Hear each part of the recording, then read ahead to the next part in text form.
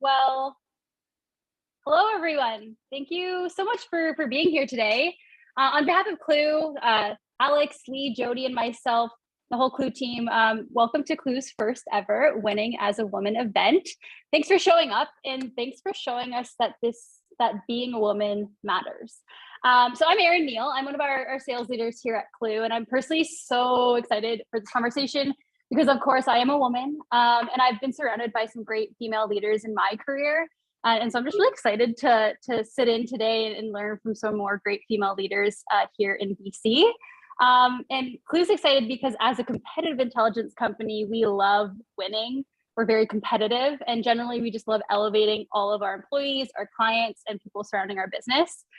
So for that reason, we're super grateful to be joined by these authentic, resilient, successful women tonight. And they have a vast experience in managing their careers, their businesses, and their lives. So we hope that everyone walks away with new insights, increased confidence, and some tactical advice. So a little bit of housekeeping. I have two of my great colleagues here today who helped organize this event with Jody, Alex Frazier. So Alex Frazier is one of our sales recruiters here, and she's going to be managing the webinar in Zoom.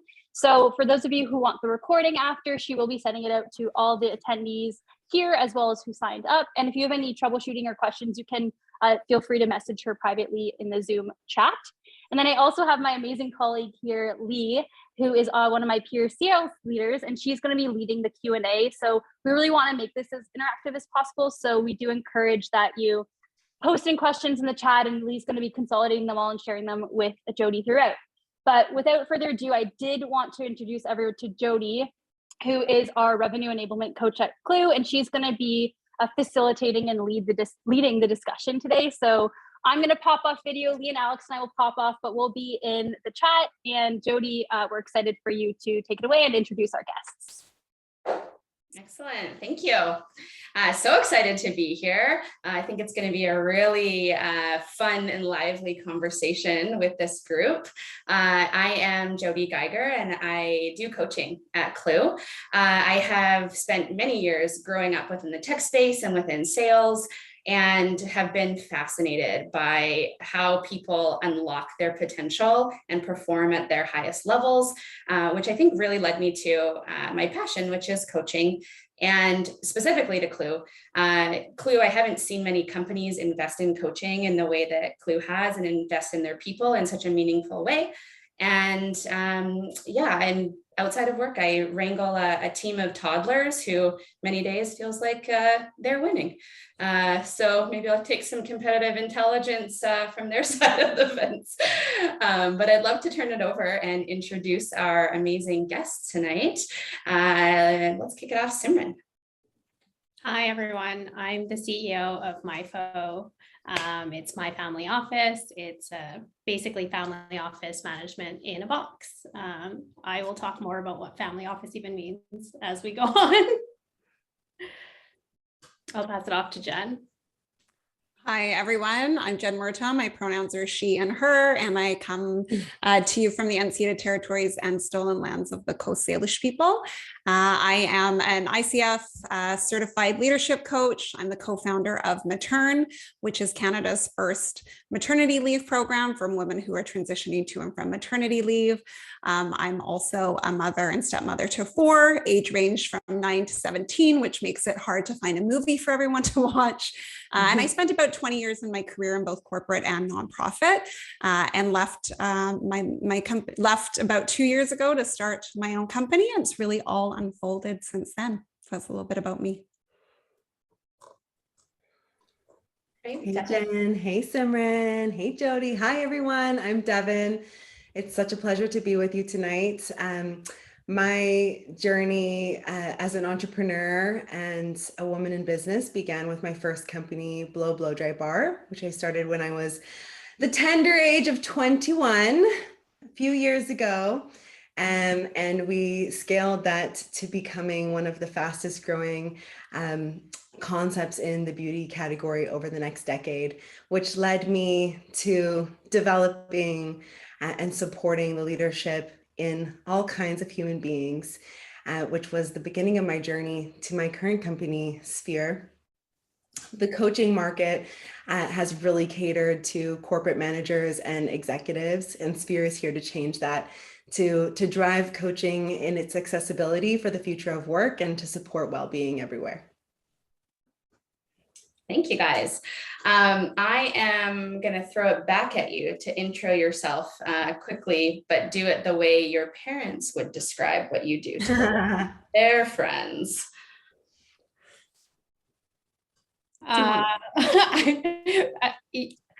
Yeah, my parents actually don't even really know what I do. Like my dad knows I'm an accountant, and he called me when I got on the board for BC Tech, and he said, "I heard you're the CEO of a company."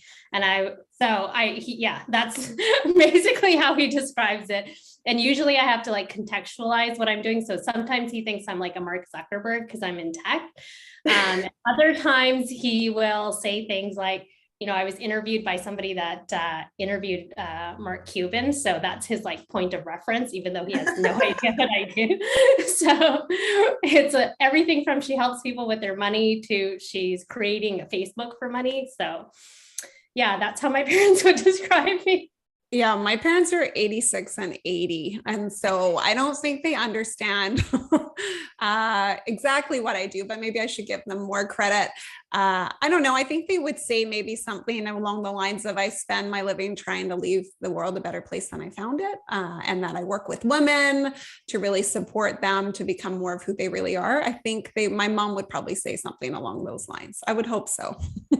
Well, anyone who knows my mom knows that she is 57 and dialed. So she would not miss a beat. But if I was gonna explain how I have heard my children explain what it is that I do. My daughter who's 5, her name's Klue, and my son who's 7 named Rosen, I've heard them say, yeah, my mom is bossing Sphere. So I boss Sphere. I love that. Awesome. Okay, so now with this like theme of parents or wiser versions of ourselves even, I'm going to throw at you a prompt of, let's turn back time and you're looking at your 18-year-old self. What would you tell her?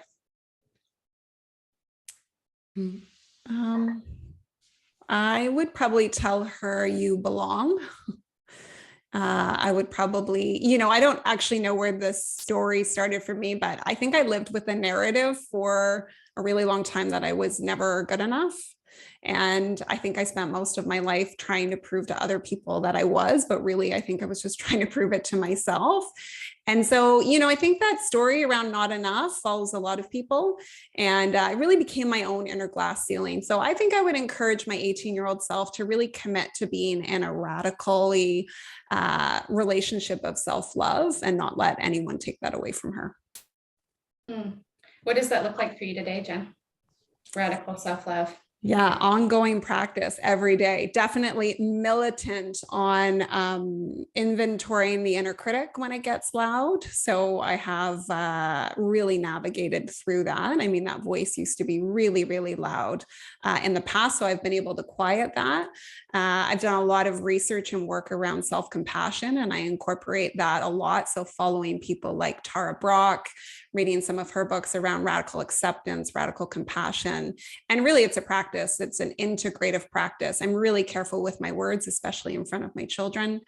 And it's also about prioritizing myself, because I think in the past, so much of my worth came from my productivity and not my just being. So I think one of the things that I've really done is valued myself when I'm not doing anything.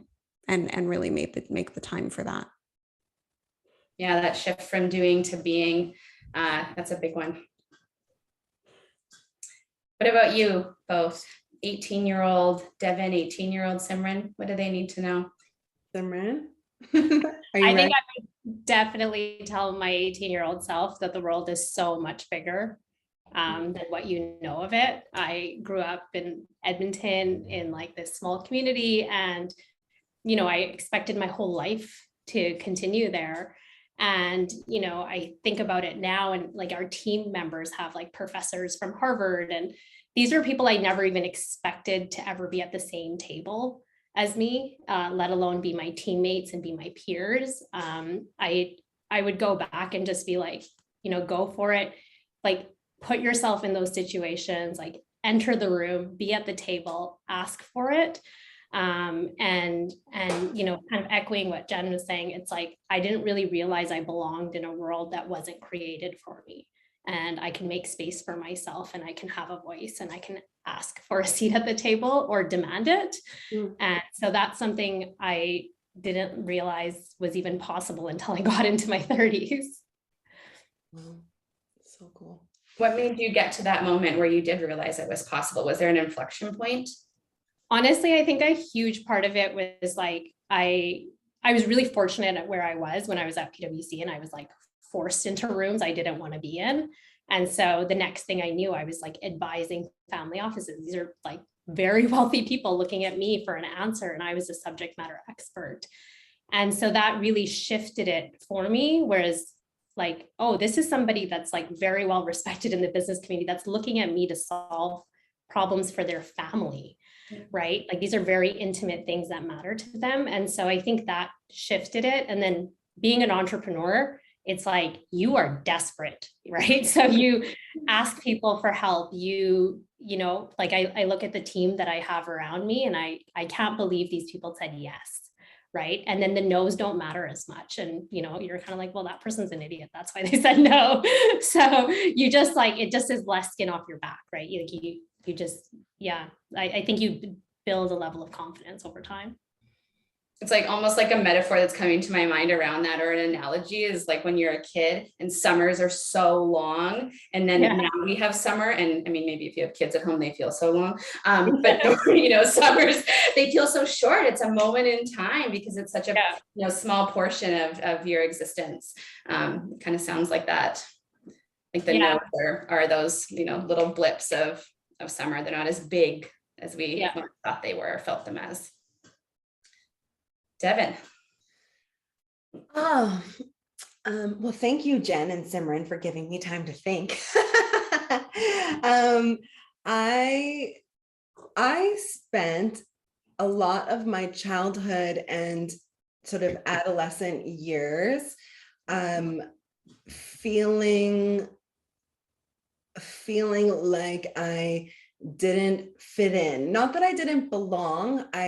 I felt a deep sense of belonging and had a deep sense of like spirituality and confidence, inner confidence, but I didn't feel that the infrastructure and systems around me that I fit in any of them. I didn't resonate with the school system. I would write essays on my math and science exams as to what else I could be doing that was more beneficial with my time. And that's how I would submit my essays. I didn't fit into the infrastructure and systems. And so that as a young person was very perplexing, because until you understand that life is just a bunch of choices, and that you're going to go and you're going to create every experience you have and everything that you want and desire, you're going to be responsible for creating it. I think that I would go back and I'd tell 18-year-old me that alternative thinking will become one of your greatest gifts. I feel like that's a story I read about so often, or hear about on, Tim Ferriss podcasts or something around entrepreneurs, or Steve Jobs, talks about being that square peg in their, trying to fit into that round hole. And no surprise that you've gone your own way and done it early. Oh man, I can remember going in to, I got accepted, lo and behold, to this program to sail around the world. I don't know if anyone has heard of it, but it was called Class Afloat.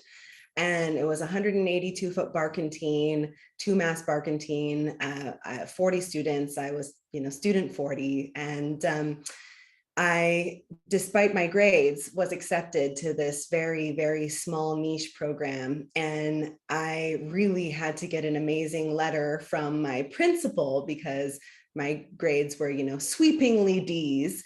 And I went to him and I said, sir, will you write me a letter of recommendation to go on this program? This is why I should go. And he said, well, you absolutely should go, but I don't know how I can write this letter of recommendation for you because you're almost never at school because I skipped so much school. And I was like, oh, like deer in headlights, like, oh, right. Like, what is he going to say? So I went across the street to where I was spending time. And definitely from time to time, I, did cut class and smoke all the things. And however, I spent the most of my time at an old folks home across the street. And so I came back to school with my log sheet of the hundreds of hours that I'd spent across the street at the old folks home when I was skipping math and sciences. And nevertheless, he wrote me my letter of recommendation. So, that's where I was making sense of the world with real people who had lived extraordinary lives. Yeah, that's wild. So we talked, or I think Simran, you touched a little bit on this, I almost want to label it imposter syndrome, or like not knowing that you fit into that room. I think that's like the popular term these days.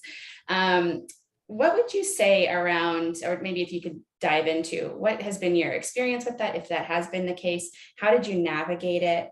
Any advice you have to others that might be, feeling the same way about getting that seat at the table, speaking up? Yeah, I think I struggle with it all the time. I think just even how, like, I grew up, like, being a woman of color, it's like, you just don't really grow up thinking that you're going to be a leader, right? I think it's so foreign, even for my parents, to be like, oh, a CEO, even though it's like my own company that I started. I'm like, I gave myself the title, right? But you constantly question, like, should I have this role? Should I be doing this? I'm taking investor money and I'm like hiring people. They depend on me. Am I a good leader? And it's really hard, but I also think sometimes it's like, I've just kind of embraced it. And I think that it's like the imposter syndrome is a little bit my superpower, where it's like, I can be very self-reflective. I surround myself, I get help. I like got a leadership coach before I raised money and said, am I capable of being a CEO before I take somebody's money? It's like, I worked at a corporation for years and I was, worked my way up to a senior level position, but that's very different than being a startup founder. So I just kind of check myself in terms of like, why am I feeling this? And what do I need to learn to then feel confident and like build my confidence on this? And I think that's something that I hear so many women talk about imposter syndrome, like very often. And so I've kind of just tried to shift the narrative as it's like, I'm like not going to see it as a weakness, or I'm not going to see it as something that's holding me back, but something that I can use to then learn from. Yeah, I think that, leaders that don't question and don't reflect, that's a scarier thing than leaders who are questioning, if they belong and if they should have this much power. Yeah, I think this notion of imposter syndrome, to be honest, is a bit of BS, because I think a syndrome would imply that like some people have this syndrome and some people don't. And the truth of the fact is everyone has an inner critic, no matter how we identify. And that's that voice in our heads that really its primary objective is to keep us safe and small. And it has really sneaky ways of keeping us there. And I can say for me, I just really had to become conscious of the voice. Where was it showing up? What was it saying? And really, I just started to look for evidence to support the critic. Was there any? I also started languaging the voice differently. So instead of saying, I can't do that, I might say, my inner critic thinks I can't do that. I wonder why my inner critic would think that. Is there any evidence to support I couldn't do that? And, sometimes even thinking from a somatic perspective, I used to close my eyes. I would imagine that voice, really sitting around a boardroom table. And, I'm sure most of us have led meetings in our days. So if I was running a meeting and the whole time my inner critic or my imposter syndrome was like speaking up loudly, would I let that run the meeting? Or would I say, okay, thanks, inner critic. Yeah, you've had your time. Now we're going to move to the person beside you, which is the voice of reason, the voice of evidence, the voice of core values. Like, I wonder what they have to say. So, I know, especially for women, we get asked this a lot. And so I like to kind of reframe this notion that everybody has an inner critic, and how am I going to manage mine? Because it is around for the long haul, and it doesn't care if you have a self-actualized day in your life. And so are you going to let it dictate what you're doing, or are you going to find some ways to manage it so that you can make the impact that you want to make? I love that, Jen. Thank you so much for calling out that distinction around that language. There's something always niggling me about that. And I think you absolutely just nailed that. Something that I will offer folks, because in coaching, I use it sometimes, is visualize and give that, voice, a personality and a persona, and something awful. So, what does that thing look like? And whenever you start hearing it, you visualize it like it's coming from a different voice. Therefore, it's not you. It's someone outside of you, not you believing it. Therefore, it's true. Yeah, that's a great tool. I have a client who her inner critic, she named Gertrude. Gertrude had like this raspy old voice, and yeah, personifying it absolutely helps. Mine's a donkey, so I feel that a little bit. I'm like, okay,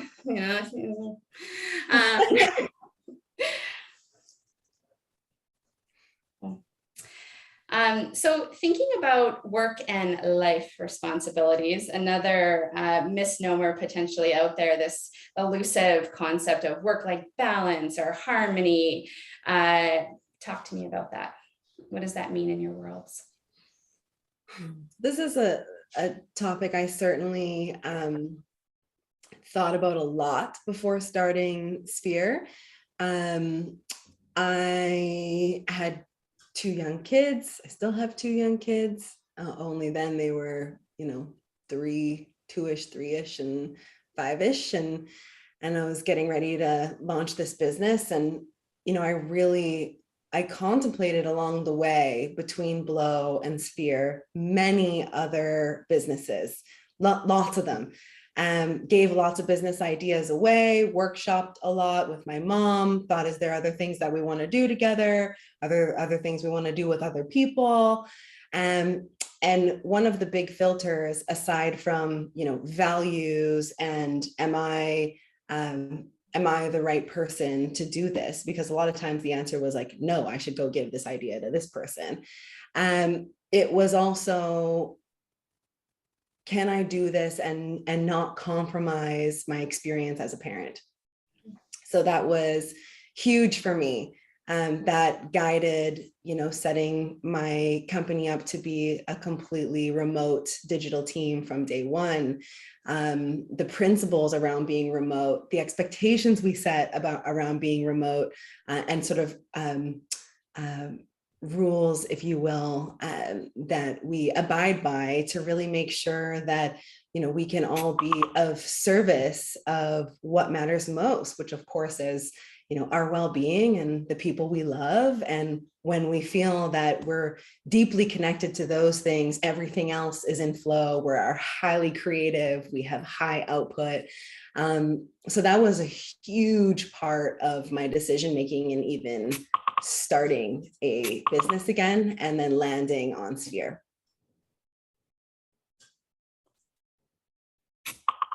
Simran, do you? Yeah, I think mine, we don't have kids yet. So, but a lot of like, I left like a corporate job where I felt like I had kind of dialed it in because I had been there for so long with work-life balance. And for me, it wasn't the hours I was working, but it was like more like I could mentally shut off when I was at a company. And it was, I think in the beginning, like I met my partner like 6 months before I like started this business. And And then I started it and it's like, okay, well, he sees me. I would go run along the seawall and cry, right? Because I'm like, what am I doing? I left my job. This is way harder than I thought it was going to be. And we would have plans. And I was like, no, somebody's like, I have to work. Like I would drop everything anytime something happened. And everything felt like an emergency in the beginning. And I've slowly had to learn to pick and choose and carve out time for myself and carve out time for my family. Because that's what Devon was talking about too, is like, I'm a much better performer at work and with my work when I have that time to decompress and to just sometimes the best ideas for a problem come to me when I step away from it. Right. And so just realizing that it's okay for me to take some time off and it's okay for me to spend time. It's actually much better that I do that. It's much better for my company and my people if I do that than if I just am constantly drained by work. May I, Simran, because you just sparked a thought, and something that I really have embodied in the last 2 years is like, these things actually are work too. So I started to build them into my day. Like the hour, if I go exercise for an hour, I synthesize everything from all of my conference calls on that 45-minute jog. And then I come back and I answer all of my emails with, twice the speed and 3 times the clarity than I would have had I not gone and had that run. And so I've started to actually understand that just because I'm not sitting in front of my computer or, have my face in my phone, that other things qualify as work. They are, even if it's being creative or going and reading a subject matter that it relates back to something that I'm working on or thinking about, it's all work. And that's something that I really totally. Yeah. Like as an entrepreneur, I feel like you just never shut off, right? So I think like a few months ago, we had to let somebody go from the team and I had never fired anybody, right? And so the minute I was like, I think this is what I have to do, I messaged one of my friends that lives nearby and I was like, do you want to go for a walk? And I walked for 2 hours with her and then came back. I was like, okay, I just feel like I have so much more clarity and I don't have the anxiety of like, I need to make this decision and like, what am I going to do to like, and by the time I came back to my desk, my team had come up with like all these solutions. Like if this person's leaving, this is what we need to do to solve everything. And I was like, fine, like a bunch of things off my plate are gone. Right. And so I totally echo what you're saying. And it's like, it's so new for me. Like, this is something I've been doing for a couple of months now, is like all of that time all builds into like who I am as an entrepreneur and a leader. And it's so important. Absolutely. I mean, I have a lot to say about this subject. First of all, I don't think men ever get asked about how they balance their days, but balance is just a word I really threw out a couple of years ago. And I think what, resonates with me the most is being clear that I'm not abandoning my own needs. And so I've gotten a lot of clarity on when that's happening and when that's happening, what I need to do as a result of that. And 3 questions I often ask myself, which came from Kate Northrop's book, Do Less, was 1, does this need to get done? 2, does this need to get done now? And 3, does this need to get done by me? Because women, by and large, still hold 75% of domestic and caregiving responsibilities. And I very intentionally drop the ball a lot in my household because I decide I also need to prioritize my needs, and I language that to my family and to my kids as well, because I'm not a huge fan of martyrdom. And I kind of have gotten, life often keeps serving you those same lessons over and over again until you decide to learn them. And I think the last time I burned out, I was just like, this is never happening again, and kind of redesign my life around that. So I think it's important for you to know yourself and what you need, and then find ways to prioritize that and ensure you're languaging that. I often say now, I always have enough time to prioritize my needs, instead of saying, oh, there's never enough time. I don't have enough time. I don't like, that used to be the old narrative. So really being mindful of my own language. I think language is really important around this. And to your point, do men get asked that question? And it's an interesting one. I know in my household, and my husband is in finance, and so I intentionally choose language that's gonna spark for him. And so when we talk about dividing up the household, and a couple of months ago, I'm like, you know what? I'm realizing I'm doing all of the cooking and all the groceries, and I'm holding that so tightly right now and putting so much on having these perfectly balanced meals. And I'm just gonna loosen my grip on this. And in fact, completely. And we were in a sauna session, and I turned to my husband and I was like, I just dropped all the groceries and the cooking. Are you picking it up? And he's like, yeah, I'm are you serious? And I'm like, absolutely. He's like, yeah. I'm like, okay, from now on, like, I don't think about what I'm eating because you've always got me. And he's like, okay. And then like the investing thing. So the language, something I took from you, Jen, it's when we parent, it gets in the way of like our work. And if you're not in one fully, you're frustrated one way or the other, or you feel guilty one way or the other. And I started thinking about, okay, well, investing in time. And you gave me a term of little people, little problems. Big people, big problems. And so that term, I say, we're investing now in children, and this is actually work, and this investment will grow. And as these little people with little problems that can be solved with a hug become big people with big problems and bigger challenges, our investment is there, and it's grown over time, and that will start to surface and show itself. That's beautiful. Mm-hmm. Yeah. So Jen, I think this one's probably a good tee up for you is how do women prepare for mat leave while staying focused on their career? Oh yeah, I mean, I could probably take over the entire panel on this one, so I'll just be brief and touch on one thing. I think if you know you're expecting a baby, whether you're a birthing or a non-birthing mother, you should also know, you get to determine what kind of maternity leave you want. You get to ask for and communicate to your work what's important to you, and you get to have a conversation about that. You also have the opportunity to receive support. And if your goal is to continue to grow your career as you grow your family, having support on maternity leave is absolutely critical. And I can share on my first maternity leave, I really didn't know any better. And I just thought, you didn't communicate with work for a year. And I kind of thought that's what I was going to want. And when I was on leave, it was really hard. It was really isolating. I missed my work. I grieved my old self. And I felt shame about that too, because, here I was with this little girl that I really wanted. And I felt really guilty that a lot of the days I would have preferred to be at work.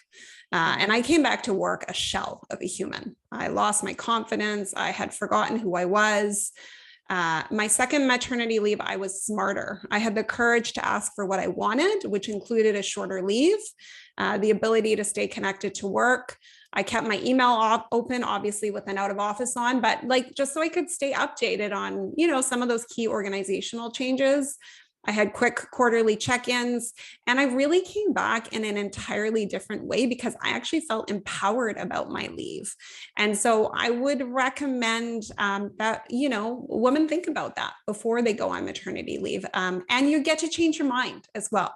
You might think you want to stay connected, and then when you're off, you might decide, no, I actually don't. I'm good to come back in closer to my return. But, you get to make those decisions as well. And sometimes maternity leave is like that, that 45-minute run, but it's a year or 18 months or 6 months or whatever it is, that perspective away from the business that gives you some clarity in terms of where you're at in your life and work as well. Oh yeah, it absolutely does. Because it's probably the first time in quite a while that you actually slowed down enough to hear other voices. Like, women are traditionally having children later and later. And in British Columbia, the average age is 30. And that's changed significantly. You're pretty entrenched in your career by age 30. And so maternity leave, you're home all day with the little baby that doesn't talk back to you. You have a lot of time to think. And you're right, those big kind of life questions start to emerge. It's also a good time to start, recognizing for yourself where you are at that point in your life and, what you want to really advance as you return. I think as we're building our team, we have a lot of women on our team too. So I've thought about it for myself, but now that I've been thinking about it more for my team, I'm like, I just don't even like the language around it's employment insurance, but I'm like, this person's not unemployed, right? I might need to talk to this person while they're on maternity leave. They're like a valuable person to my team. It's like the way we think about it, it's like, okay, you're out of the workforce for a year. And I was reflecting on it. I was like, I'm really privileged because I run my own company. I don't get the employment insurance, but I can structure it in a way that I have a flexible work arrangement and I can stay engaged with my company. It's a conversation my partner and I had with a counselor is okay, well, what would work look like for me if we decided to have kids? I'm running a business. How does that function? And I can create that for myself, but most people can't. And I think that we need to rethink that model a little bit, because I think everyone should have the opportunity to be able to stay engaged with their business. Any friends I talk to or people on our own team, they're like, well, I don't want to leave for a year. That's not what I want. Mm-hmm. Yeah, it's really interesting, just the multiplicitous experiences that there are around this topic and the different desires that there are around this topic. For both of my children, I think my son, Rosen, I worked my first full day on day 8 of him being born. And Klue, I think I worked my first full day in week 2 or 3.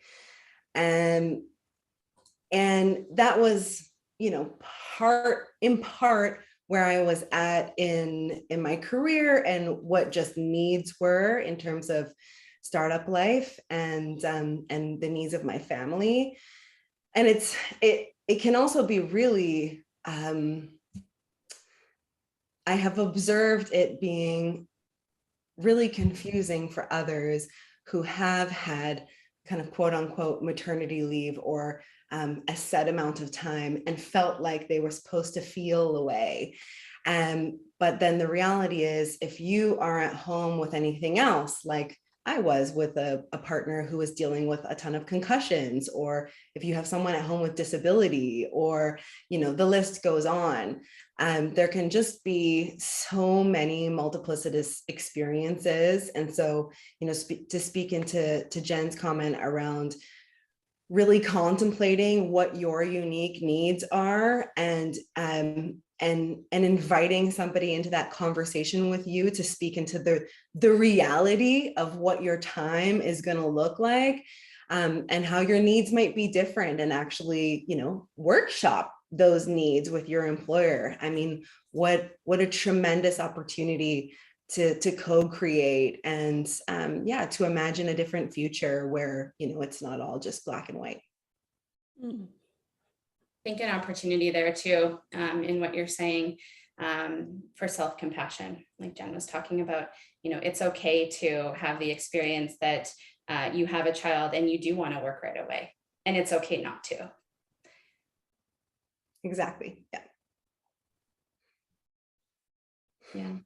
I love that workshop your needs with your employer, Devon, and that opportunity to co-create. I think that's a great call out.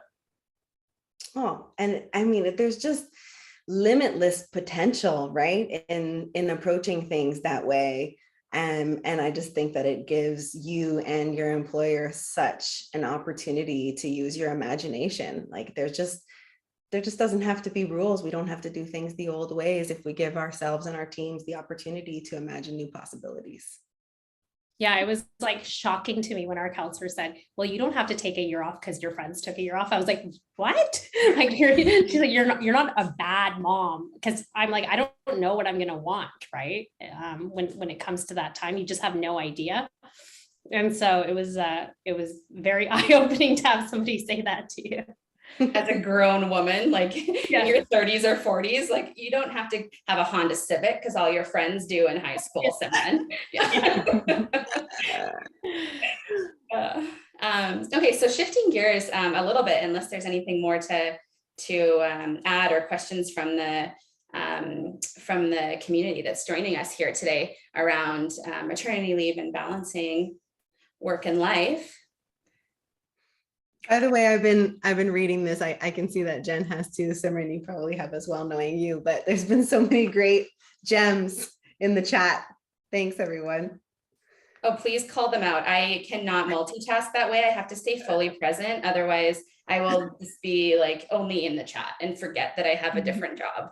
So if you guys can balance. Yeah, Jody, there was a question here by Shannon, and she said, how do you manage the pressure or expectation from your husbands about the time you spend on your business?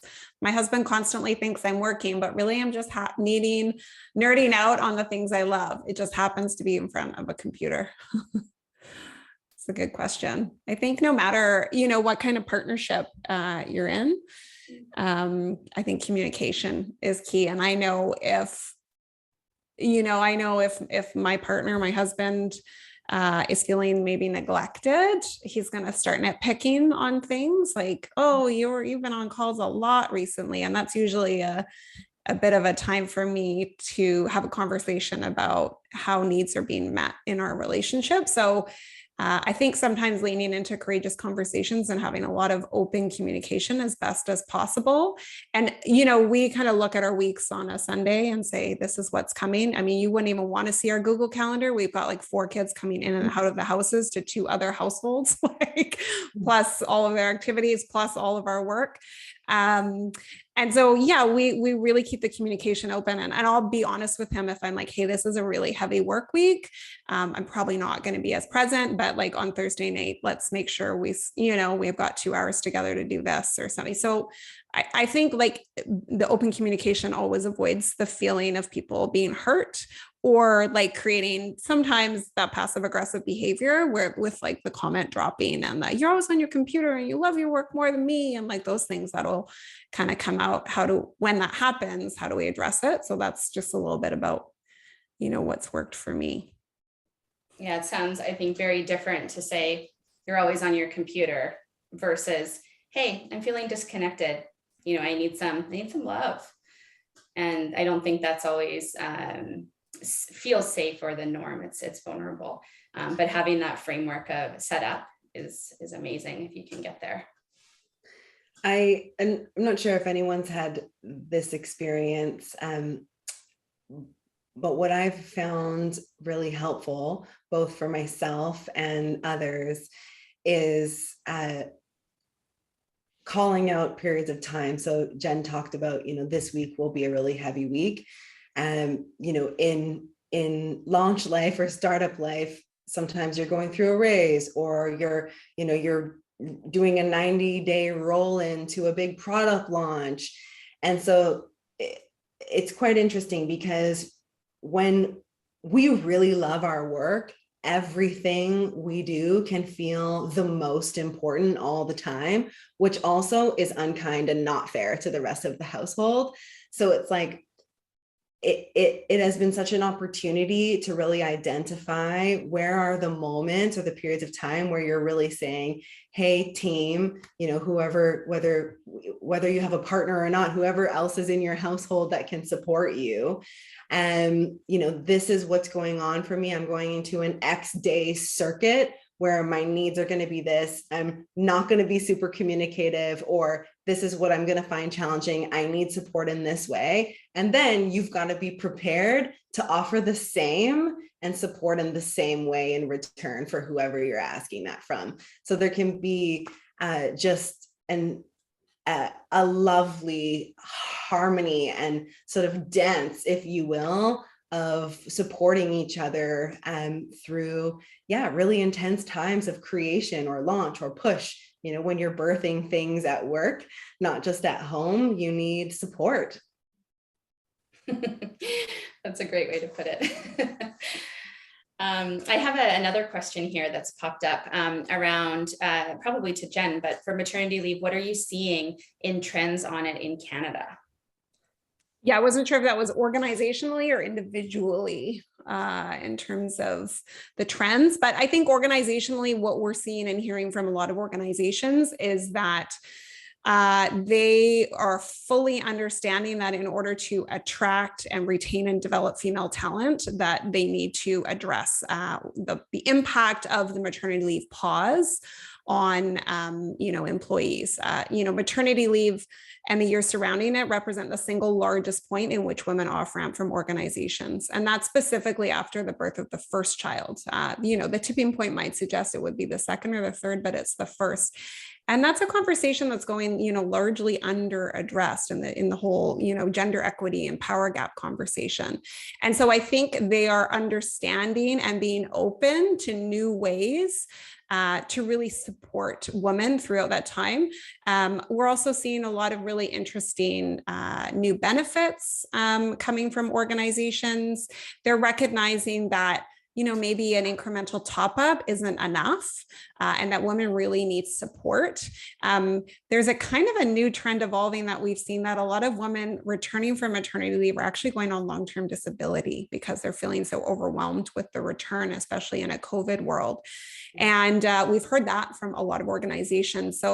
And we believe Maturn is going to address a lot of that because we want to normalize the experiences that mothers have during this time, and no one really talks about it.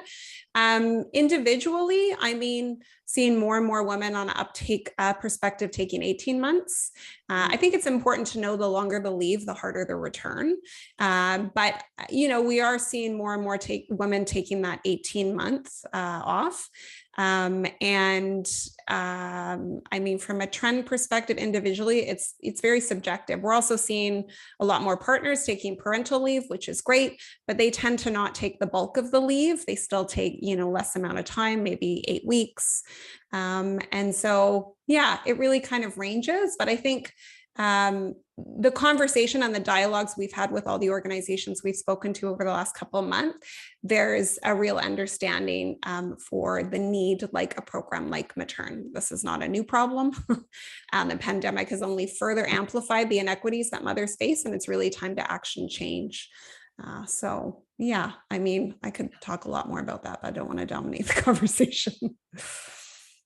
No, I think that's really helpful for people. Thank you. Oh, it's so important, Jen.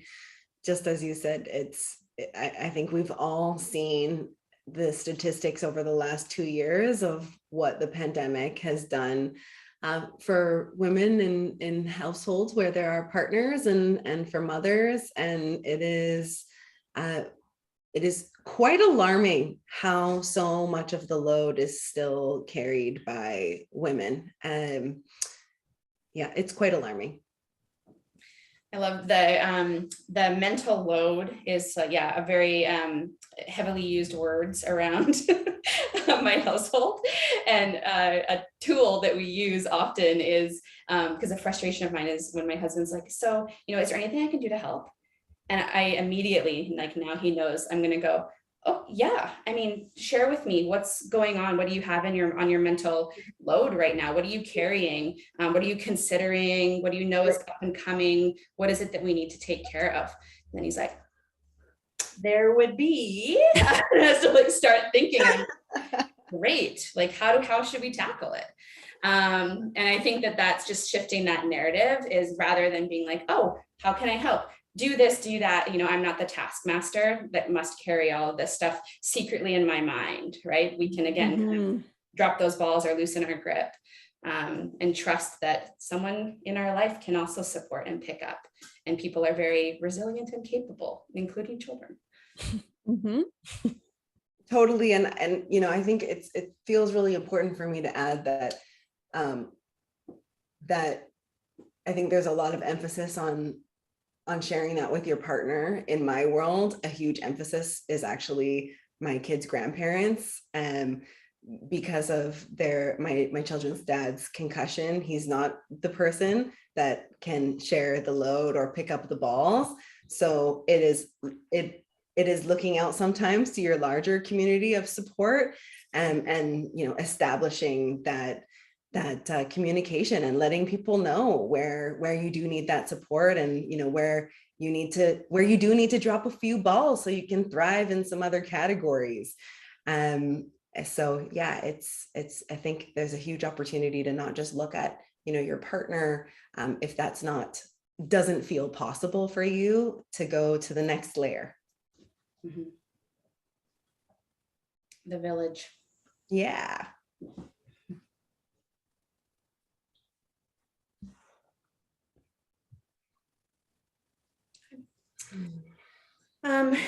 So I'm going to shift gears now, if that's okay. If you are going to get a little bit into ourselves and a little bit personal here, but if you could have dinner with someone from your past to resolve something left unresolved, what would you say to them and why?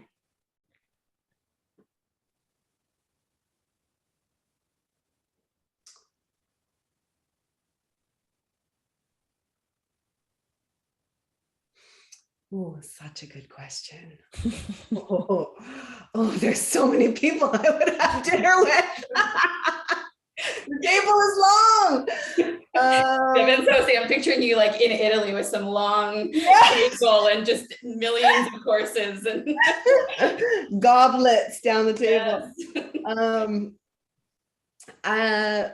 I have been kind of calling in a lot of grandmother, grandfather, great grandmother, great grandfather ancestral clearing lately. And I think that it would be it wouldn't actually be someone from my life. It would be from my living physical body life. It would be my grandfather's mother, who was born in Shanghai into extreme poverty, and had 8 children, and raised a variety of very different humans. And I want to understand that part of my ancestry, and have the conversations that I haven't been able to have in this life. I think that it would help me.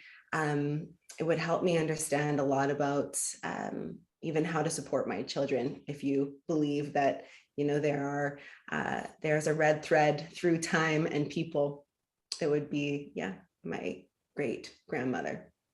That's so interesting you say that, Devon, because like the first person that came to mind, it's not even about resolving issues, because I think I've been so fortunate in my career that there was such an environment around feedback, and the loop of feedback, that anything that mattered was resolved and everything else just didn't even matter.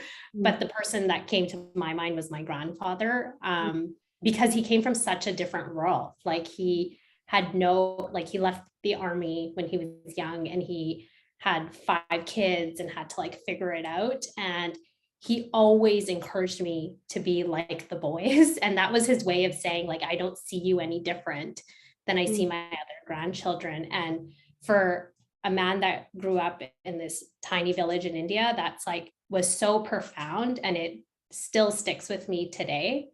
And to understand why he even, how did he even know to say that? And no one taught him that. And to think like that, it's so I feel I have all these questions that I have now, that I didn't realize how important some of the stuff that he said to me as a kid was. That's so cool. What was his name? His name, people called him Joe, but his full name was Joginder. And he was just like my grandma talks about him now. He was this handsome, broad-shouldered man from the army, and he was loud and boisterous. And so it's just when I think about him and how soft he was when he would he would give me 1,000 business ideas, and he would drive me to go look at properties and buy them. And, this is what you need to do. And he couldn't speak a word of English, but yet, did tremendously well for himself. So it's just our grandfathers would have been 2 peas in a pod. Oh yeah. 100%. How about you, Jen? Oh, I really racked my brain trying to think of somebody. I mean, I have to say I agreed with Simran. Like there's not really anyone in my present life that I have left things unresolved that I'm either hurting from, because I've, usually try and prioritize my own healing if I'm hanging on to things. So yeah, there's not, I mean, my parents are immigrants from Ireland. I'm first generation Canadian. And, they both grew up in very staunch Irish Catholic households, and things were done in a very certain way. And usually that was, very entrenched in fear and shame. And, if there's anything unresolved, it would probably be around helping me actually understand my parents more in terms of, kind of how they've shown up in my life and some of the things that have held them back. So I think it would less unresolved, but more seek to understand them more. So maybe some people can, kind of, understand that, or maybe they can feel the same way. It's so funny, Jen. Sorry, Jody. Language is just everything. Like when I hear the word unresolved, my brain, because I feel the same as Simran, immediately skips to understand. Like where do I feel that I would love deeper understanding is immediately where my brain goes, which is why the table is so long and set for so many, because there are so many questions. And I mean, gosh, I think like it doubles back to the beginning of this conversation around leadership and reflection. I think, when are you ever not in that state of, the questions you'd love to ask, and not even necessarily to seek answers, but just because you'd love to ask the question.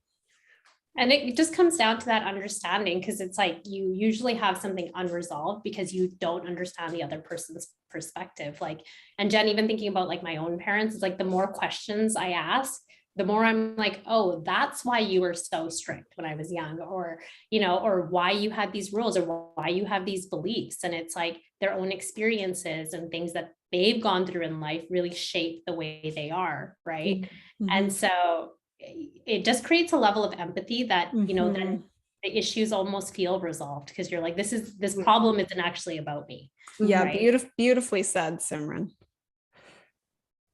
Like if I was you, I would see what you see. Yeah. It's so much easier when you realize problems aren't actually about you, because it's so much harder when you're younger, like in your like teens and 20s, where you're like, oh my God, why doesn't this person like me? Or why did this person call me back? And you're like, no, it's actually not about me. Yeah. That's a shock. I'm just learning that in this moment. What? In all seriousness, though, I think that was probably one of my biggest obstacles to learn and overcome. Still working on that one. What is something people seem to misunderstand about you? For me, I think everyone thinks I'm like this raging extrovert. Oh my God, I was thinking the exact same thing. Yeah, I like love people, but the pandemic hasn't been awful for me. I actually love people, but I crave alone time. So I would say a lot of people misunderstand that about me. I really like solace. And I would say maybe one other thing, they think I'm really confident, and I feel self-doubt a lot. But I just don't let it get in the way anymore. And I think that sometimes this, what I hear from a lot of women is they're like, oh, I just wish I was more confident, or I could do, if I was more confident, I'd be able to do this. And that's just not true. That this never failing glorious confidence for women, I don't think is really ever coming. And I really learned that as a coach. I've worked with, 8-figure female entrepreneurs and people just starting their career, and we all struggle with the same sort of things around confidence. So, sometimes I think, how can I just like let this self-doubt be here? I know it's along for the ride, and just not let it block me from what I want to do. So I think a lot of people think I'm really confident, and I wouldn't say I am. I would say I feel self-doubt a lot, and I just don't let it stop me. Yeah, there was a question in Q&A that I feel like this we're right on the verge of answering here. That's how do you overpower your inner critic and cultivate confidence with new projects? I think the confidence comes from the facing the inner critic, doing it anyways, and getting on the other side. I don't like to try and overpower my inner critic. I actually kind of like to make friends with it. That's just my opinion. Yeah, I feel the same way. And I think it's like, if you are passionate about your product and your project, Devon and I are friends, and I've seen how passionate she is about what she's doing. And you just feel this confidence resonating from that person that really believes in what they're doing. And that's kind of what I always come back to, is like, when I look at my product and what I'm building and who I'm building it for, then it's like, then I don't really care about what the inner critic thinks, because I'm like, what I'm building is speaking for itself. And so I think that's something that I constantly come back to, is like, it's not even really about me as an individual, but it's about what we're building and what our team is building. So yeah, so apropos, and this makes me think of sort of like an output graph in my mind of all the moments where I've thought, oh, what I'm doing is shit right now, or I'm like, what I'm creating is shit, it's not good enough. It's actually the moments when I'm not creating enough. And a great analogy is like artists or music. And if you look at the records you love the most, I guarantee you that musician is making more music. If they're putting out more music, it's because they're making more trash than everybody else, which is why they have double the amount of albums. And I constantly think about that. If I'm putting out, less quality stuff, it probably means because I'm actually not creating enough generally, which has been a guiding principle for me to not wait until I'm ready to start something. You never have enough money. You're never rested enough. You're never confident enough.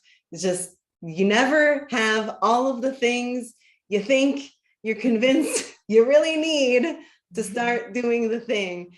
And so I just kind of hack myself and remember that this is about output. This is, the more I create, the more trash I will create, and the more gems, diamonds that will come out of the rough. It is pure output. So I just have to keep showing up at the table and creating and putting things out into the world. It's not about it doesn't need me to wait until I'm, good enough, smart enough, know enough, read enough, have enough money, etc. It's like, that's one of the biggest shifts I had coming into tech, because it's like, I went from being an accountant, like everything's supposed to be perfect, right? And you aim to it, and it's like, you go to jail if it's not perfect, right? Stakes are high. And then it's like, you get into tech and it's like, fail fast, right? So one of the things we had to learn is like, you got to you get from MVP. And I remember like our first vision was like so grandiose, and it was going to be so perfect. And you slowly scope down to, I just to put something out there and somebody needs to like it. Right. And then you realize like some of the things that you think are going to be great aren't, and some things that you think are total trash become like one-hit wonders, And so you just don't know until you put stuff out there. And it's like learning that you're going to create and you're going to put it out there, and it's up to the world whether they love it or not. And that's not the point. It's like what you're saying, Devon, to just constantly put stuff out there, and then you get that constant feedback and you know what works. Oh yeah. And I just love these music analogies, because it's like, there are so many examples. I think Sting was a great one, and where artists have said like, oh, the audience is so wrong. Everybody thought that was my number one. This was my number one. This is the gold that no one else saw. Doesn't matter. I know. You don't have to know. This is the one you think is gold, but I know that's the gold that you guys can't see yet. One day it'll resurface, and then it'll get its airtime. I think that's it. The, following your own curiosities or scratching your own itch when a project or an idea in your mind is niggling that way, that curiosity starts to take over and there's an inertia that happens. Mm-hmm. And you get, feedback on that. And that allows you, and if you stay open and stay loose, that allows you to iterate and pivot and let go of this. I have to have this perfect idea, and then I'm going to launch it in this way, and then everyone will know and accept that it's perfect immediately. That's what everyone does. No, not at all. And like, let's shatter that just big pile of trash, because it really is that. Absolutely. Truth. Cool. So what is something you have misunderstood about yourself?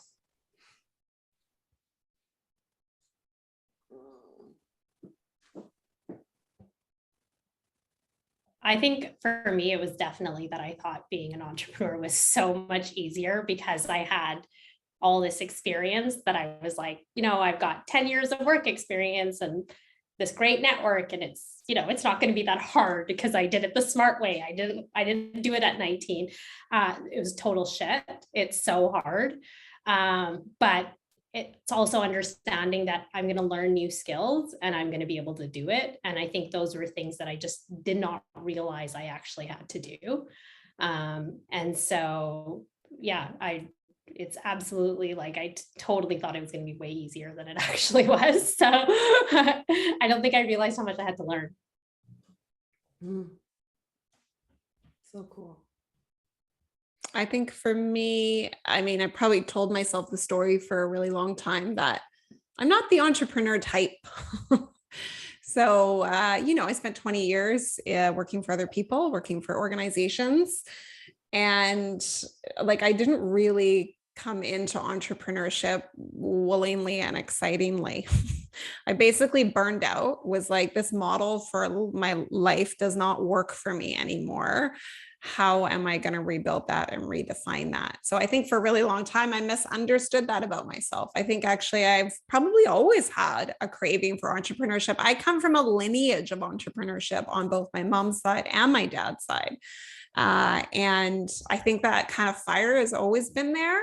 But I let the inner critic kind of keep me in that safe spot and, having something like a paycheck that's reliable and benefits and all of those sorts of things. So I don't think it's fun. It's fun when you learn some of these things that you misunderstood about yourself and prove yourself wrong.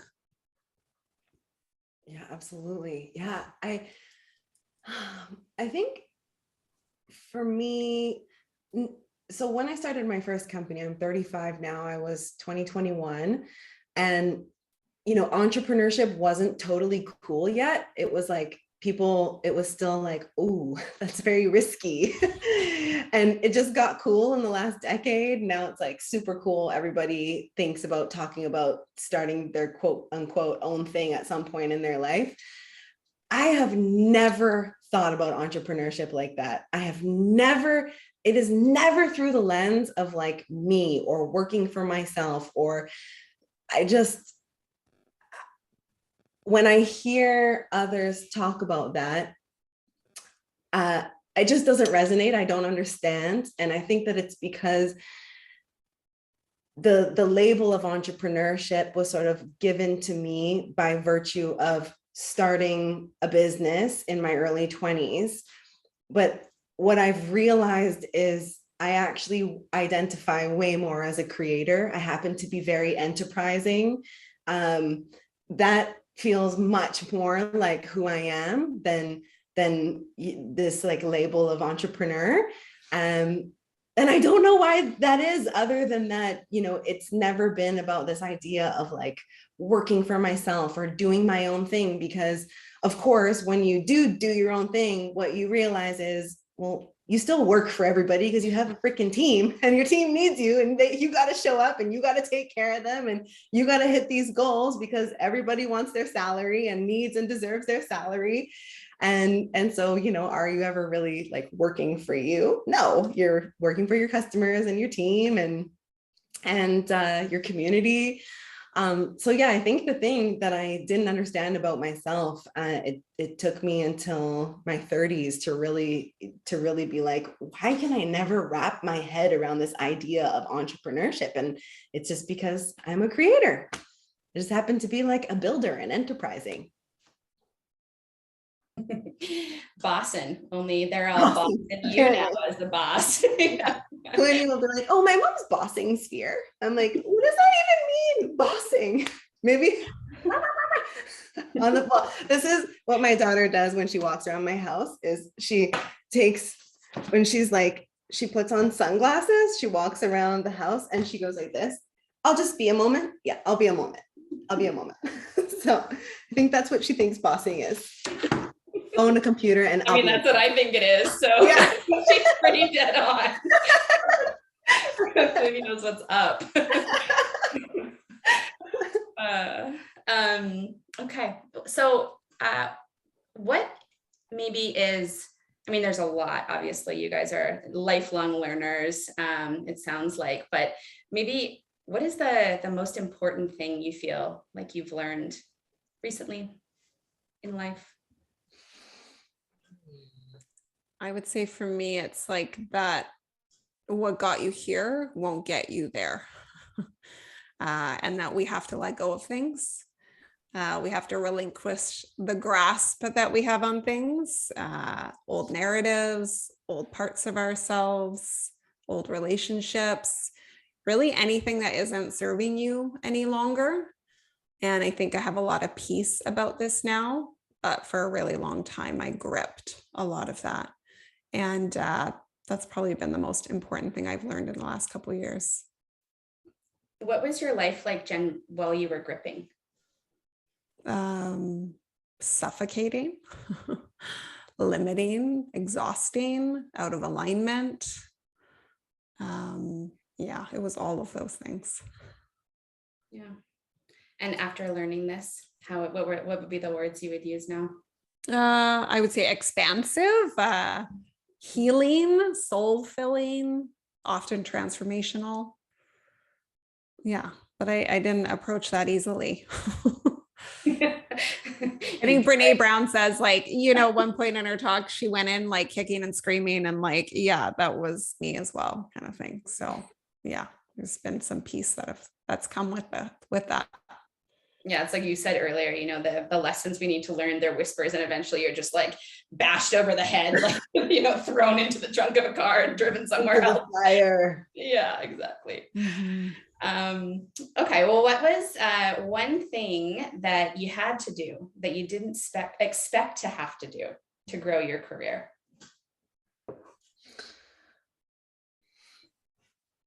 I don't think I ever thought I was going to be like in the position that I'm in, like I kind of haphazardly, like I think one of the terms people have used is like the accidental fintech entrepreneur. Like I never saw this for myself. It was like a solution that I was trying to build and it turned into something. So I just never expected that I would have to learn how to be a leader. And so that's something that's been new for me, is like, okay, how do I build culture? It was always already built for me. And so I was either at a big corporation or I was at a really, really small company where it was really easy and we weren't really growing in terms of people. And so that's been really new for me, is like, oh, okay, I have to learn these skills and become like a great leader. And it's important for the people around me for me to have that skill set. Oh, you know, for me, it was, so for those of you who don't know Blow, it was magenta, it was pink. We had taglines like, because you can't blow yourself. It was super fun, so cheeky, just blow me. And you know, really embodied in the female. And I was very surprised, you know, in kind of shock and awe, in my early 20s, that my life and so much of me stepping into my own as a creator and following my path would require me to continue again and again and again to come nose to nose with patriarchal systems. And that is not men, that's not men. It can very much include women and all people. And I just can point to endless examples of where the patriarchy, the operating system, has required a lot of my time and energy, and continues to. So yeah, that I think has been the most surprising thing. It's no longer surprising at 35 and, 2 kids and 2 businesses deep, but it certainly was in my first few years of owning and running a business. I was just shocked at the countless examples of ways in which, there had to be dismantling and time and energy and even money invested in challenging that system. Hey, Devon, you have me so on the verge here. You got to give an example or a specific story or something here. No names, but just something to highlight what you mean exactly. Sure. Sure. Okay, so I'll just choose a recent one. Let's just go. So this was like in maybe November when I just started going to market with my seed round, and that we've closed half of. And I had a series of conversations over a few years with a gentleman who is a very prominent businessman in the Canadian ecosystem, very, very wildly successful in his industry, very interested in our space, in the space of self-improvement, has written books with co-authors in that space, and asked me when we were pre-seed, meaning like pre-revenue, et cetera, to keep him posted for the next round as we had, data. So I did that and went back to him and among many other people and said, hey, this is where we're at now. This is what we've learned. This is what we've accomplished. And he said, I'm so interested. Let's book a call. We get on the call. He asks tons of questions. I present, I pitch, we book another call. He asks more questions. And then starts throwing me all kinds of flame emojis on Instagram and telling me how attractive I am, and invites me to Italy on a vacation and says that he has no interest in investing, but wants to be on vacation with me. So that's a very real example of how my time, energy, and money was wasted by the patriarchy. In this case, it did happen to be a gentleman, but it also is an operating system where a system was used really against me and against the success, against the path. And there, were countless hours of emails and time spent on calls with someone who ultimately had a very different agenda. This I cannot tell you how many times things like that, not just around investing, have happened in my career. Or I've had, men tell me how things are, or I've had, God, another really recent one was hysterical. My whole team just died. We needed new computers from Apple, and you have to go through when you can lease computers now from Apple. So never buy them again because you can lease them and it's so cheap. And so, I put our proposal in to lease these new machines for the team, and they just weren't getting back to me. They weren't opening the file. They were like, here I am with cash in my hand. I want to lease your computers, and a bunch of them. And they got on the call with me, and I said, hey, thank you so much. Been emailing you a bunch of times, ready to lease these machines. And he's like, oh, this is Devon Brooks. I said, yes, this is Devon Brooks. He said, oh, okay. It's just that usually I'm talking to men. That's who's managing these accounts. I guess I was just expecting you to be a guy. We almost never lease this many machines to women. It was just so baffling. And I felt it was quite endearing because it was without any intent, but he just sort of bumbled all of this out on the call with Apple. And I went, well, now that we've got that sorted, I am in fact a woman, and I'd very much like these 5 computers or whatever. So yeah, I mean, it's just so funny how these things, come up again and again and again. So yeah, a lot of time and energy and thought goes into sort of dealing with this very old operating system. Yeah, face palm is the perfect emoji for that. Yeah. There's we have so many countless stories of when we were pitching for our first round of stuff like that, where it was I think there was one investor, a couple of times we were told that we should actually just build our software for women. And so it was well, actually, I know a lot more about finance than men. And so they also need this, right?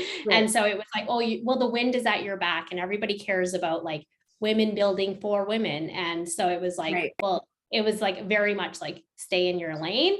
Right. Or we had a few bait and switches where somebody, I remember pitching to somebody and he's like, well, actually, I just want to go on a date with your co-founder. And so, try being 2 women running a tech company. And, you're fielding this for each other. Just and so, or just even my first experience in business, I was a young manager. I got promoted in my 20s, and I was at a boardroom table with a bunch of executives, the only woman, the only person under 40. And the partner that went to go introduce me said, we didn't just bring her onto the team for her good looks. And that's how I was introduced. That's my first experience at a boardroom table. Right. And so, and he was he was a very nice man. Right. And he didn't actually have any ill intention. And I had to then after go back to him and say, you can never say that again. And you shouldn't have said that. It's it did so much more damage than good. And those are the things that you have to fight that you don't expect to fight when you get to those places. Cause it's I fought to get here and now I have to fight to prove that I belong here. Right. So to pave the way for other folks not have to experience this and hopefully fight as hard as we've fought, how and what are you doing to promote and advocate for D&I programs in your organizations?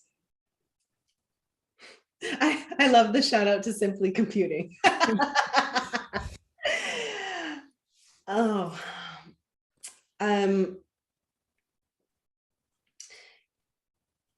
Yeah, so one of the things that we talk about at Sphere that for me is sort of the foundation of DE&I is that we approach everything as an evolving philosophy. So everything we know is based only on the information that was available to us at that moment. And at some point, we will likely have better and different information. And so, everything that we know to be true is evolving. And so therefore, our philosophies are evolving and our sort of rules and regulations are evolving. Everything is evolving, nothing is fixed. And sort of building from that place of evolving philosophies has been really beneficial from an inclusivity, equity, diversity perspective. And that's inherent to our mission. If we're not thinking about those things, we're actually just not going to be successful, because we're actually trying to democratize coaching and make this more accessible and make this more inclusive and make this more flexible and inviting for everyone. So it has to start from that place of evolving philosophies.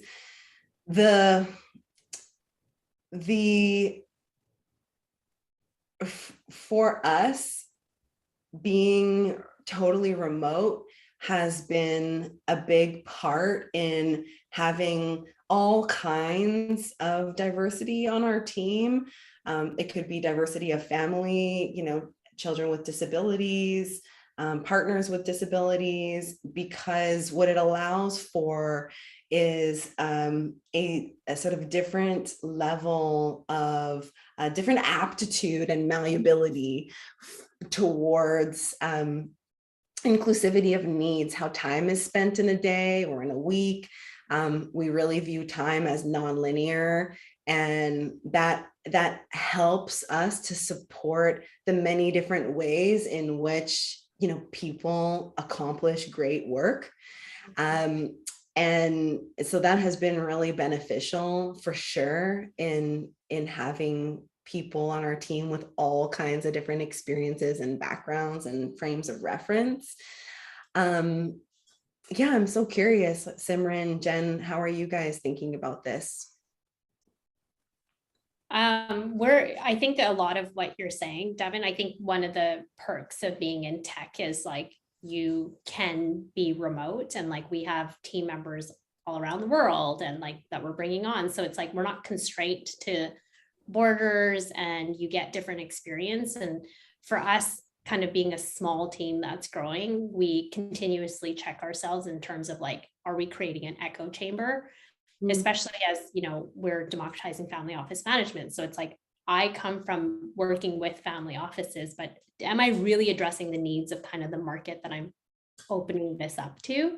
And are we getting enough feedback from people with those experiences? And it's really nice to have team members that can kind of put themselves in the shoes of being a user from a very different perspective. So whether it's being a woman, a person of color, and people come growing up with different backgrounds or having different family needs, that all changes the way you think about it. One thing, we brought on a team member who's living with stepchildren, and they have these complexities around divorce and money management. And it was really interesting to have that person be a part of the team, because they added a lot of things that I was like, I totally didn't think that that's something, those are things that you have to think about when it comes to your money and how it can impact it. And so we shifted the way the product was built to adapt that. So it's like, we're constantly trying to look for team members that can bring that on. It's kind of hard as like a small team to like formalize it as much. So it's this constant question that we're kind of asking is like, who can we bring on the team that brings like a diverse perspective for the product, even though it might be maybe somebody that's doing UX or UI or is a front-end developer or whatever, but how will they put themselves in a user's shoes? And just to have with that question of like, are we building a team and a company and a frame of reference where everybody knows that this is everybody's job? Yeah. It's not just one person's job. It's not, this responsibility does not fall on the shoulders of any single department.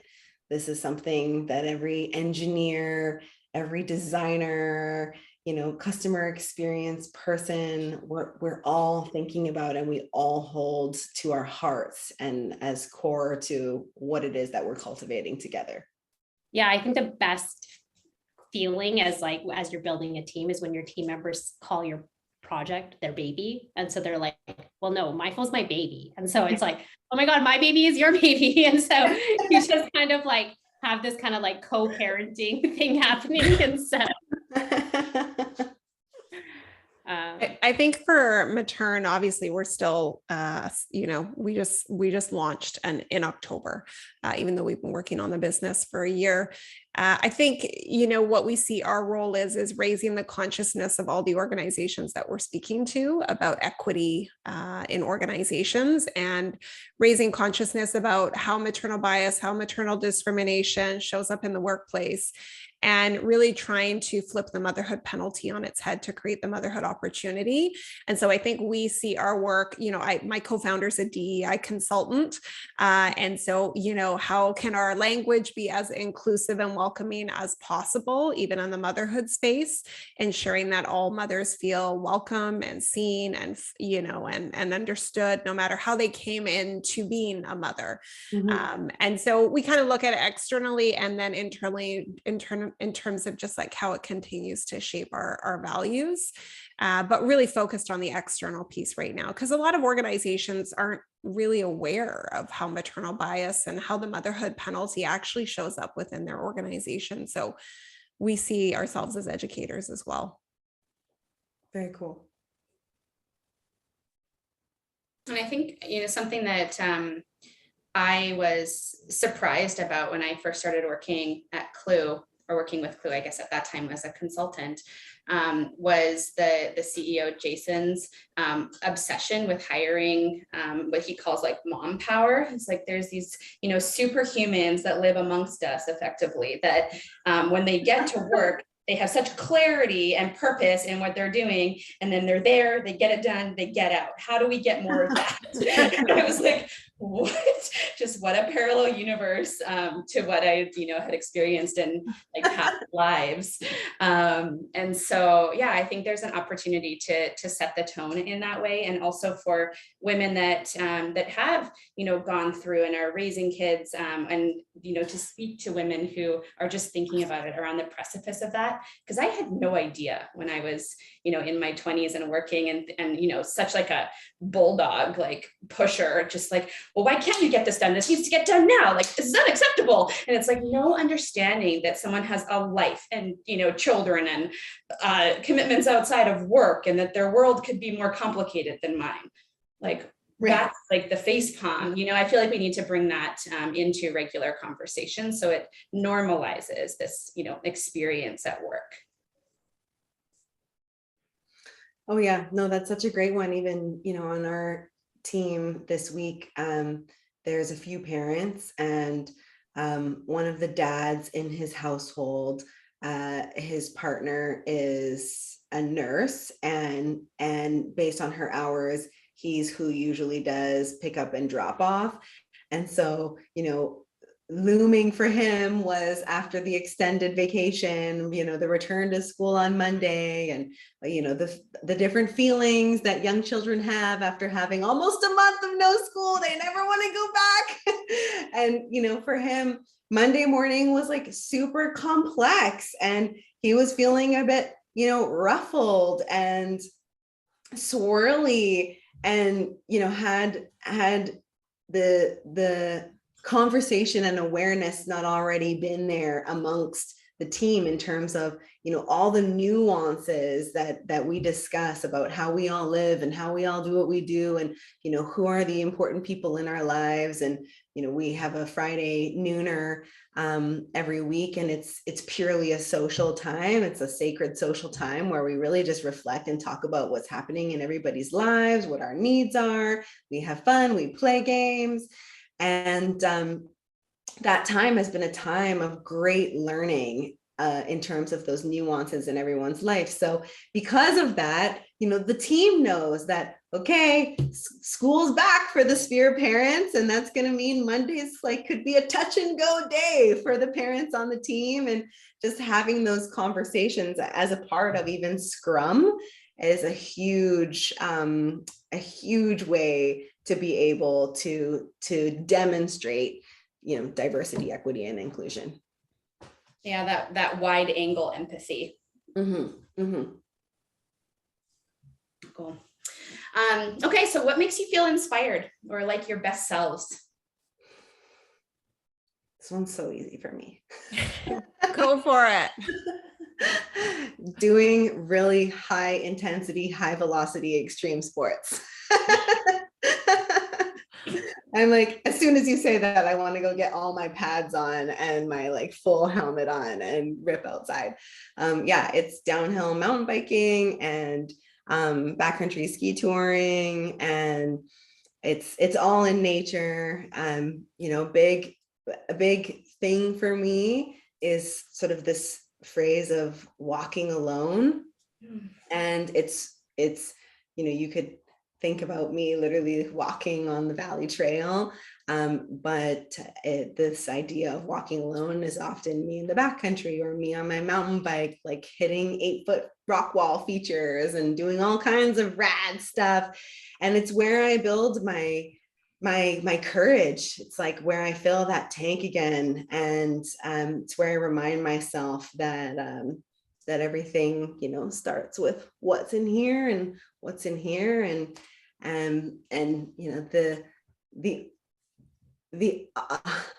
it doesn't have to be that the opposite of belief is disbelief, like actively disbelieving something, that you can't do something, you're not ready for something, you know, you're not brave enough, you're not skilled enough, whatever it is. And so, yeah, mountain biking and ski touring gives me all of that hugely. Have those values or that like pure joy in that way, has it come into your business? Oh my God. How you run it, your values in your business? 100%. I mean, the team laughs at me because when actually the more complex the problem that I need to solve, the more extreme the sport I need to do to synthesize the problem that I'm going to solve. And so, yeah, when I come back, certainly, you know, there's a lot of downloading of, you know, what came to me on that ride, or yeah, even the feeling of like what taking risks should feel like. You know, taking risks should feel like hitting an 8-foot rock wall. It should be a little jittery. It should be just a little bit scary, where you think, well, I really haven't done this thing before, but hey, I've trained, I've demonstrated to myself in all of these different ways that I actually understand how to hit that obstacle and how to hit that feature. I just haven't done it yet. So let me try. What are you hitting 8-foot rock walls with or in? What does that mean? Like, so I ride downhill mountain biking and enduro. So I have like all my armor, and I have a beautiful Santa Cruz Bronson, my investment, and so on a bike, and you know, huge drops, huge like 60 slope rock walls where you're literally, you know, it's your face is parallel to the earth. Puts pitching to investors in perspective. The fear. Oh yeah, because that 100%, Jody, because it's so high consequence, it really does put things into perspective, where I'm like, God, the worst thing I'm going to do is embarrass myself. That's not that bad. It's just not that bad.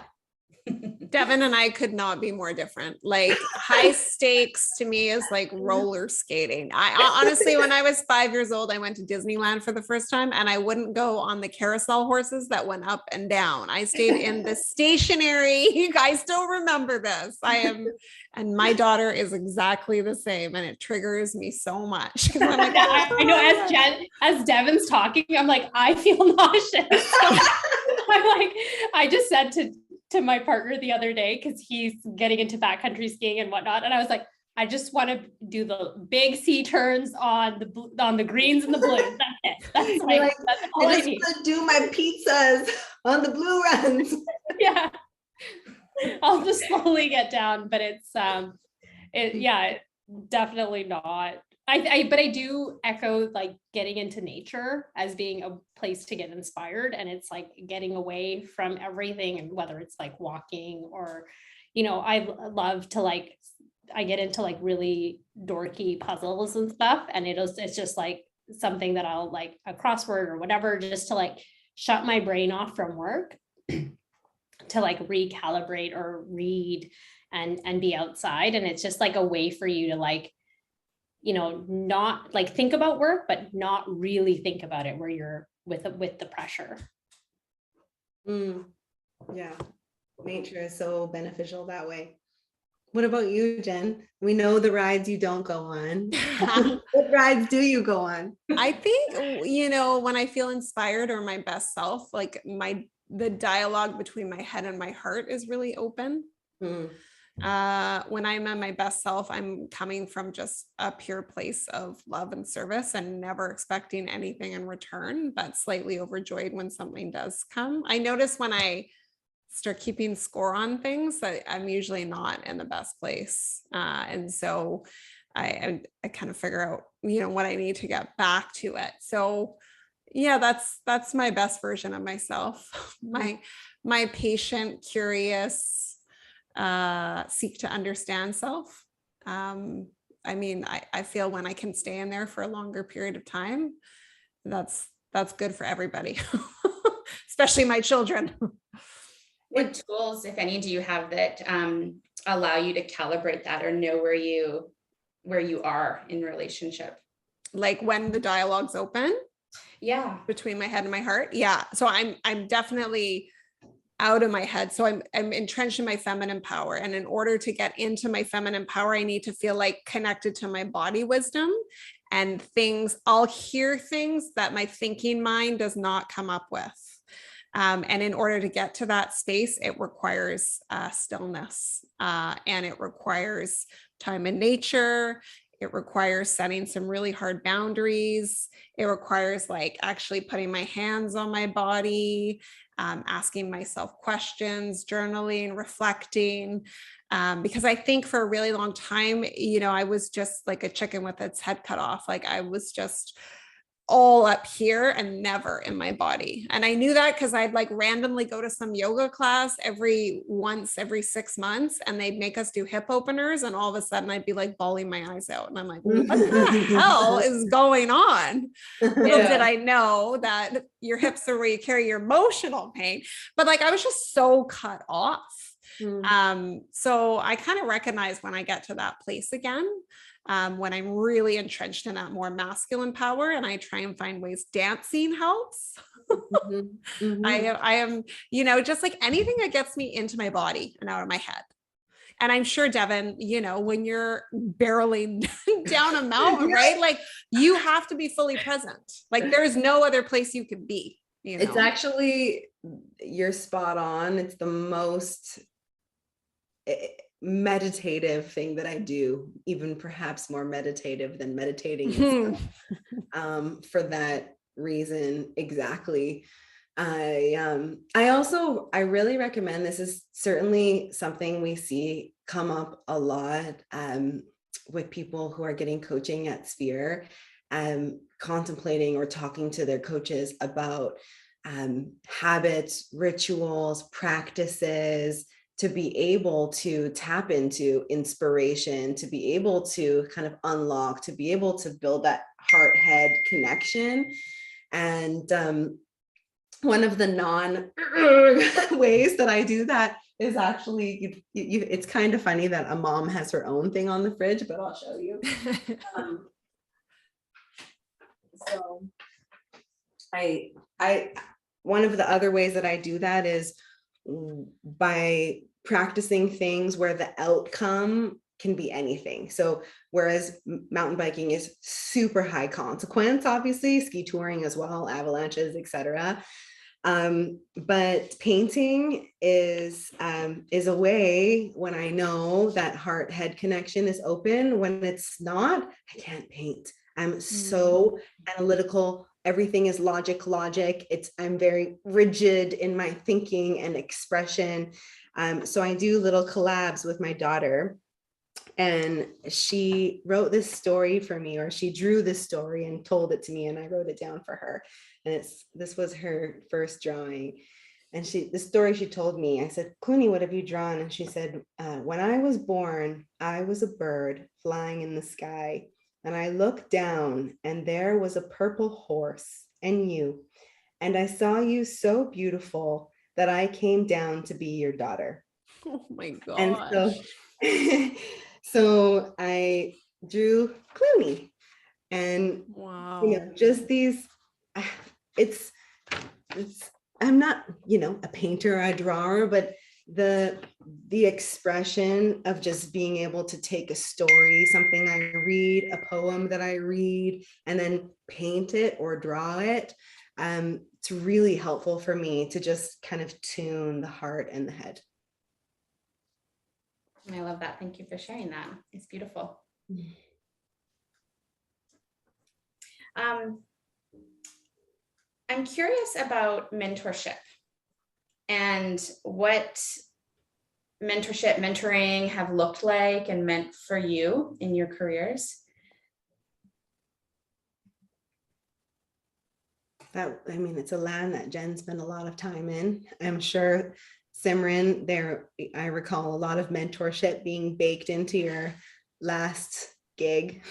Yeah, for sure. I think I was super fortunate, like in my time at like PwC, where it's like just it's part of the culture, and it's really interesting because I think what I was really fortunate with that was it was something I knew, and it was something I expected out of my life was to have mentorship. And so coming out of that was something I had to find. And it's really interesting because when you're at a big firm, you kind of just get a mentor, and you're a mentor to a lot of people, and it's really easy to shift around. And I think working on my own, it was like, well, what kind of mentorship do I actually need? Because I'm not, my job doesn't look the same anymore. And there was a period of time that I didn't even actually know what I wanted to create. So like, how do you become a creator, and who's guiding you in that? And then it's like, okay, now I am creating something, and what are the skill sets that I need? What's the role looking like? And so for me, it's kind of been a constant thread in my career is mentorship. I think it helps me become who I want to be and who I really see myself being. And so I think it's such a beautiful gift to have great mentors. And they kind of come, I always like imagine it. I kind of like draw out who my people are. And so like, in a way, my partner is a mentor to me. Like we can talk about certain things and supports me, but then it's like people outside of my industry that are mentoring me in different things. And then people that work with me. Cause like, I think some of the best feedback I got was like from our like EA, just, I'd be like, well, what do you think? Cause you kind of see like everybody and all the chaos.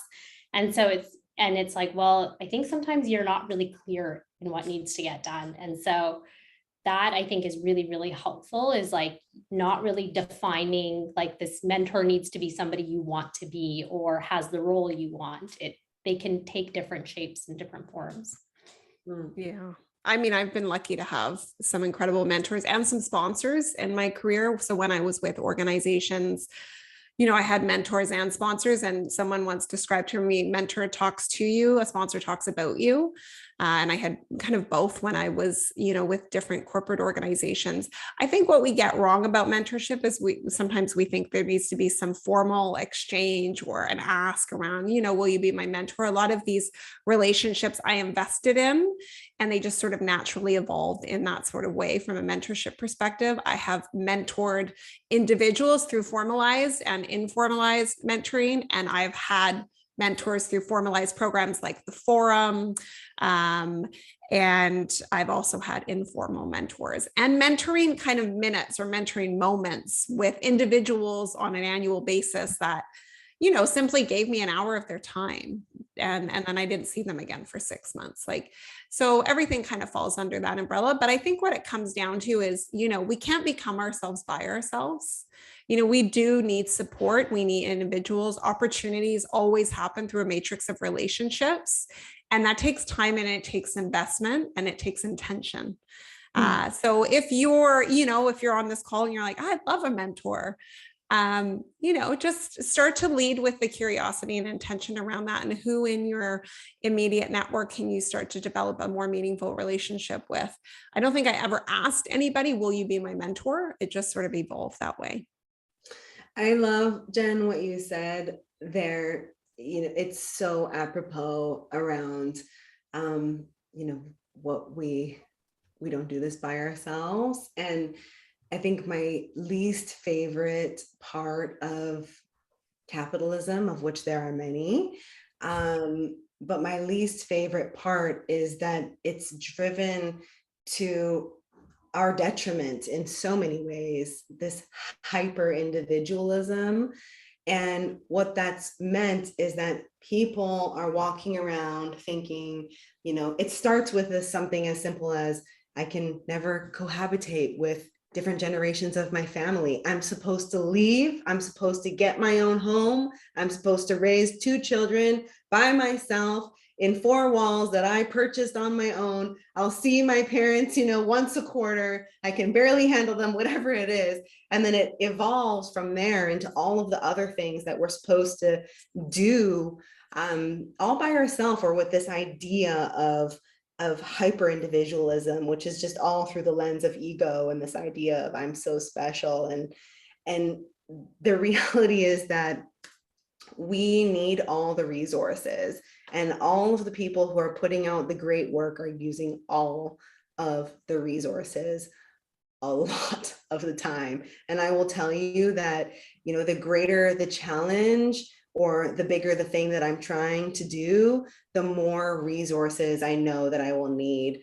And that is like a plenty. It is mentoring, it is using my coaches, it is body work, it is running, it is mountain biking, it is having frequent friend hits, I call them, like those 15-minute combos with someone where you just dive deep. They know you on a soul level. You can talk about all the unimportant, silly stuff, like all of the list goes on. Really hardcore time with my kids, really tethered time with my mom. Like the bigger the thing that I'm trying to create, the braver the thing that I'm trying to do, the more resources I need. And this sort of fallacy that's been created, which was very much created intentionally to drive capitalism, is just not something that serves community. It doesn't actually serve the self. It doesn't drive well-being.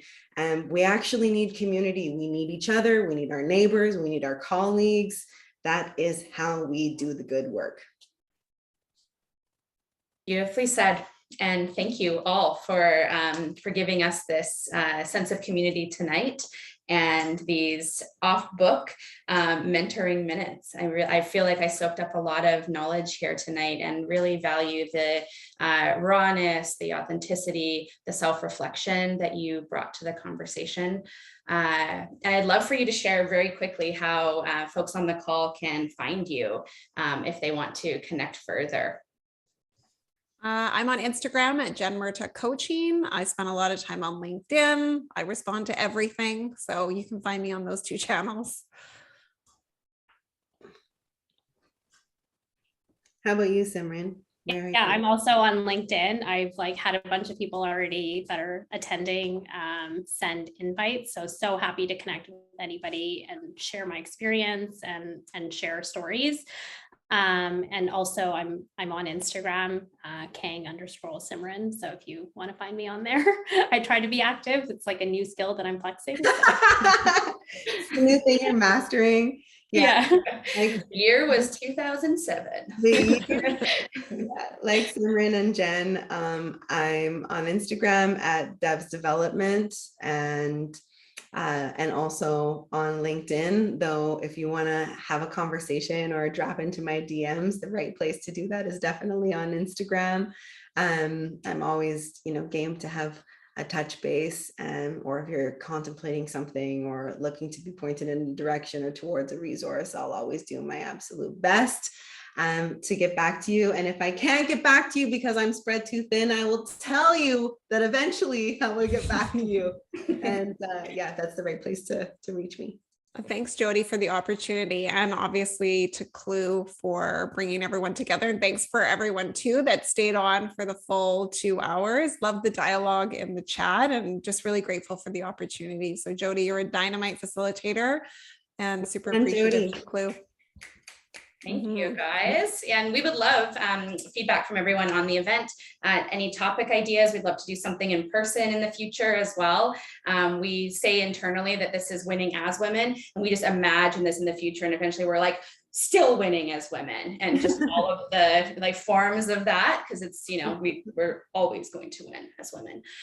So for now it's farewell, but please stay in touch, and thank you so much for joining us, and let us know, reach out to us on LinkedIn if you want a recording of this.